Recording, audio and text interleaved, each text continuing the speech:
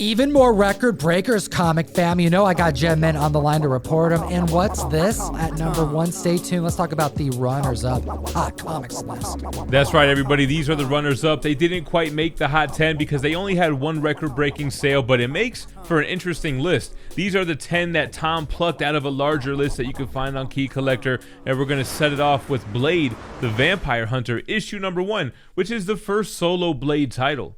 That's right, and a comic book that I still think you can get on the low that is going to see gains as we approach the movie that has already been announced, that we're already being teased as early as the Eternals movie. We had a 9.6 that broke records, selling for $200 this past July last year, now selling for $300, an increase of $100. This is a more modern comic book. It's a foil, and they're in pretty high grade, and considering 9/8 can still be secured for between $400 and $500. I think this is prime for the hunt, prime to still get graded because of the high likelihood of getting that top tier grade.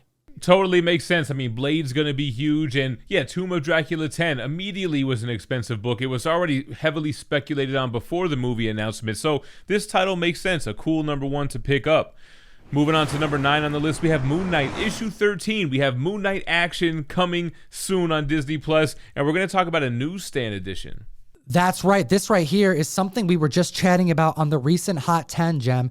Iconic moments in comic books, but more specifically, the battles that take place for the first time between beloved characters. And that's what we have here.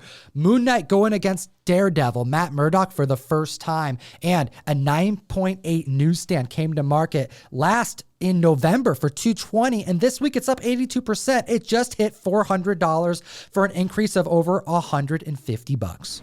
Yeah, man, I'm all about that. I mean, bringing scenes from comic books or even trading cards to life on screen, awesome for me. Moving on to number 8 on the list, we have Amazing Spider-Man issue 23, which is the third appearance of the Green Goblin. Now, we do see Norman Osborn, who we know to be Green Goblin, but not at this point. We wouldn't find out that reveal until Amazing Spider-Man 39. And I find it curious, Gem, that these keys from the Silver Age, a third appearance of a major villain from Spidey's Rogues Gallery, is still seeing prices creep up, regardless of the movie coming and going. This is not something we traditionally see play out. Yeah, there's just so much untapped potential with Spider-Man. What does Sony have planned for the character? What can Marvel and the MCU do with the character? There's still so much that can be done with Norman Osborn. So I could see collectors being savvy and picking up those second and third appearances on the low before the character really blows up.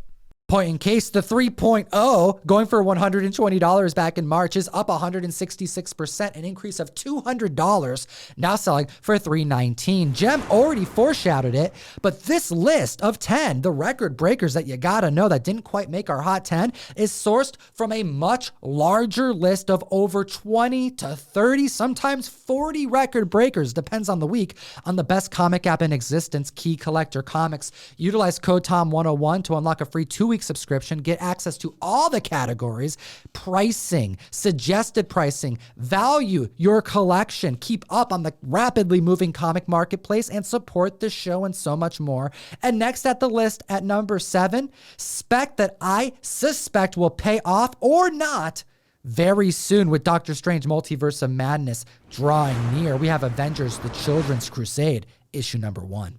This is the first issue of a 9-issue series focusing around the Scarlet Witch children on the hunt for her during the events of House of M. So heavily rumored that these plots are going to be borrowed for the MCU in some way, shape, or form. We know Scarlet Witch is going to play a major role in Multiverse of Madness, and it looks like the MCU might have plans for her after that. We have a CGC 9.8 to report on. It sold for $65 back in 2020. It's up 438%, now selling for $350. I want to know what the community thinks in the comment section below. You know what's going to enter to win our 55K milestone Invincible 1 Whatnot Omni-Man exclusive. Do you think that Billy and Tommy are here to stay? Or is the dabbling with the chaos magic, the Darkhold, going to put Wanda in a position to let the children that she created from WandaVision go? Or if they're here to stay, are we going to see this narrative take place? I think it's going to make or break this comic book in the spec game. At the list at number 6. More second appearances to discuss. Yeah, Journey into Mystery 88 is the second appearance of Loki and the second appearance of Balder, but it's also the first full and cover appearance of Odin. A 6.5 last year went for $11.50. That's up 32% this week, now selling for $1,517. This is a Silver Age book, a triple key as we mentioned, and it's difficult and high grade, but a 6.5, that's near mid grade, and seeing an increase of 32% makes me feel like the first appearance of Loki in Journey 85 may not have reached its heights yet. What do you think? Yeah, Loki still has a lot of room to grow. I mean, we still have season 2 of his show coming out. Although I'm a huge Odin fan, digging this cover and this key issue, just like number 5 on the list, another second appearance with X-Men issue 13. The Uncanny Mutants gem, we have a 9.2 of the second appearance of Juggernaut that is up an astonishing amount. Last record being set nearly a year ago, back in April, selling for $1,850. It's up over $600, selling for $2,500 this week.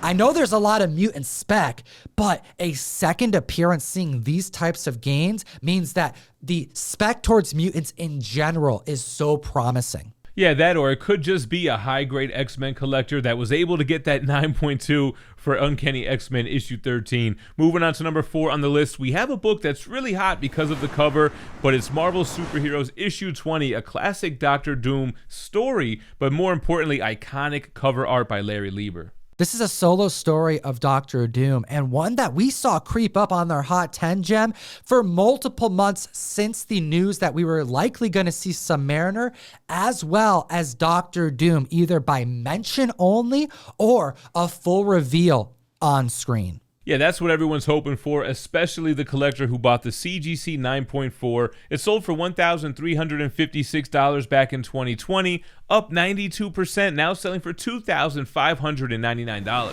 An increase of $1,200 on a book that is tough in high grade. It's thicker, it's a dark cover, and classic is an understatement. At the list at number 3, we have Tales to Astonish 44, the first appearance of the Wasp, back on our list this week. And we mentioned that this was one of the few blue chip books that you can secure in low grade still, and not for long, I suspect, because we saw an 8.0 prior record set just in January for $5,000.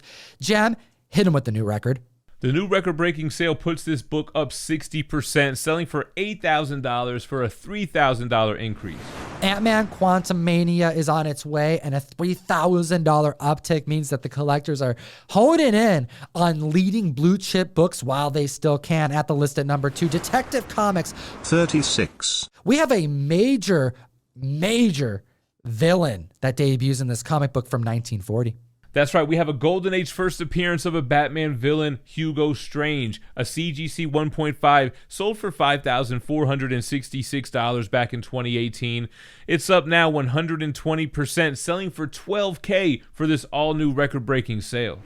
And it's the first time we see the debut of Batman's finned gloves. Hot damn, comic fam, if you like what we do, hit the subscribe, comment down below, enter to win our giveaway. And if you want to go one step further, join the April Mystery Mail Call, link in the description, or hit comictom101.com, one per box. We have one version going in, not both, of Something is Killing the Children 21 cover art done by Peach Momoko. Support what we do. And Jem, let's talk about one of the rarest comic books of all time that sold this last week. A true holy grail for Marvel collectors, for comic book collectors alike. We have Marvel Comics issue number 1. We have the second appearance of Submariner, but really the first appearance as it pertains to like standard comic book releases. This is also the first appearance of the Human Torch, and a comic book that starts the first comic publication from Timely Comics that would later become Marvel Comics. This right here is known to be one of the top 3 most important funny books of all time. And to just add to the value of the book, this wasn't a standard comic that just was sent out to the public, that was retained and graded and came to market. This was a pay copy. And being that it's a pay copy, it's a little bit more special, has a little bit more historical significance. It's almost like it was an accountant's copy. You could actually check out this video that Tom did that breaks it all down for you. It's so cool, Comic Fam. I was lucky enough to see this in person back at C2E2 before the pandemic shut down. It was actually the last big show that I went to up until the con scene started opening up this year. And it's exactly what it sounds like. You can see in writing notes from the publisher of how much they were going to pay each writer and artist for this comic book. And it was graded at a 9.2 and came to market this past week. That's right, and there's no prior record, but the CGC 9.2 sold for $2,400,000. Hot damn, Comic Fam. This is a monster book, history in the making. You know, we appreciate you so much for being here every single week while we go through the numbers with the best community in the world. We appreciate your time today, as always. Geek responsibly and stay minty fresh. Enough said. Join Gem Mint and myself on the best new app to buy and sell funny books. We're talking Whatnot. Every single Wednesday, we pack the house. Multiple hours of auctions that last as little as 15 seconds long, that start at as little as $1. I've been pressing keys all week for the Comic Fam. Come support us over there and take a look at these 2 other videos. We made them for you. Enjoy them. Have a great week.